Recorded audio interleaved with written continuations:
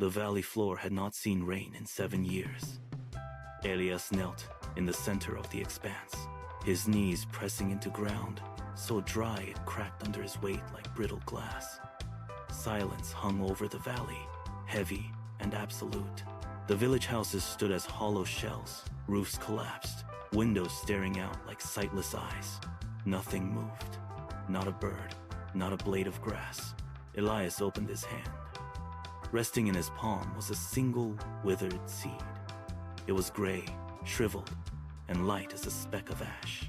He turned it over, his thumb tracing the jagged edges of its shell. This was the last of the storehouse. He pressed his fingers into the earth, but the ground refused to yield, resisting his touch with the hardness of stone. He shifted his weight, searching for a softer patch, but found only dust. The wind picked up, a low whistle that carried the scent of parched minerals. He held the seed tighter, shielding it from the grit that scoured the air. He looked toward the mountains, but the horizon offered no relief. He looked back down at the dirt. The time for waiting had passed. Elias scanned the ground, looking for a spot where the sun hit the earth with the least intensity. He found it near the shadow of a collapsed wall. He dropped to his knees, his hands moving with deliberate, measured precision. The surface was packed hard, baked into a solid, impenetrable layer. He picked up a jagged shard of slate from the debris and began to scrape. The stones screeched against the ground, throwing up a fine, choking cloud of dust that coated his throat. He coughed, shielding his face with his forearm, and kept digging. He worked until his knuckles were raw and the skin on his palms cracked. Inch by inch, he carved a shallow depression into the parched soil. It was barely deep enough to hold the seed, but it was enough. He reached into his palm, his fingers trembling slightly as he lowered the withered grain into the dark, cool hollow. He did not rush. He took a handful of loose, fine dust and sprinkled it over the seed, patting it down with the flat of his hand. He sat back on his heels, his chest heaving with the effort. He stared at the patch of dust, his eyes unblinking, waiting for the earth to acknowledge what he had done. Elias stood, his joints popping in the stillness. The mountain spring was miles away, a thin, unreliable thread of moisture hidden in the high crags. He picked up the heavy iron bucket, the handle biting into his calloused palm. Every step toward the foothills was a negotiation with gravity. His legs felt like leaden weights, dragging through the loose, shifting scree of the valley floor. The sun beat down, turning the air into a shimmering wall of heat. He reached the base of the ascent, where the path narrowed into a jagged, unstable trail. He moved with agonizing slowness, eyes locked on the waterline. He crested the final ridge, his breath coming in ragged, shallow gasps that burned his lungs. The spring was a mere trickle, weeping from the rock face. He knelt, dipping the bucket into the basin, waiting for the slow, rhythmic drip to fill the bottom. He did not drink. He did not splash his face. He stood, his shoulders screaming under the weight, and began the long descent. He walked with his knees bent, absorbing the shock of every uneven stone. He reached the patch of dust, knelt, and tilted the bucket. He poured only a few drops, watching the liquid vanish instantly into the parched ground. The days bled into one another, marked only by the slow arc of the sun and the shifting shadows of the valley walls. Elias did not leave the patch of earth. He moved his meager belongings to the edge of the site, establishing a permanent, silent vigil. The wind was a constant, abrasive presence, carrying grit that scoured the landscape and threatened to uncover the buried seed. Whenever the gusts picked up, Elias leaned forward, spreading his body over the spot to break the force of the gale. He felt the impact of the sand against his back, a persistent, stinging rhythm that lasted for hours. He ignored the thirst that clawed at his throat. His eyes remained fixed on the dust, searching for a fracture, a change, any sign of life. The sky remained a relentless, empty blue. He sat motionless as the heat peaked, shielding the ground with his own shadow. When the evening chill descended, he pulled his limbs tighter. He was a statue of endurance, his focus narrowing until the entire world existed only within the few inches of dirt beneath him. Every hour was a test of resolve. The morning light hit the valley floor at a sharp, low angle. Elias blinked, his eyes stinging from the grit of the previous night. He looked down at the patch of earth he had guarded for weeks. A tiny, pale green sliver had pierced the surface crust. It was barely a hair's width, a fragile needle of life against the vast, dead expanse of the valley. Elias did not move. He did not reach out. His fingers twitched, itching to brush away the loose dust clinging to the stem, but he forced his hands to remain flat against his thighs. He knew the slightest pressure could crush the delicate tissue. The sun began to climb, and the temperature rose with brutal speed. He watched the sprout wilt slightly under the direct glare. He stood up, his knees popping, and scanned the immediate area for a solution. He found a flat, jagged piece of shale nearby. He picked it up, testing its weight, and returned to the site. He knelt again, moving with agonizing precision. He propped the stone against a small mound of dirt, angling it so that it cast a long, cooling shadow over the green sliver. He did not cheer, he simply watched. The air changed without warning.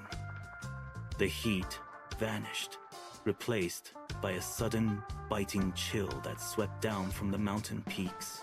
Elias looked up. The horizon, once a clear and empty blue, was now choked by a wall of churning ochre dust. It moved with terrifying speed, erasing the valley walls and swallowing the light. He scrambled to his feet, his gaze darting to the tiny green sliver. The stone he had placed was already vibrating under the first heavy gusts.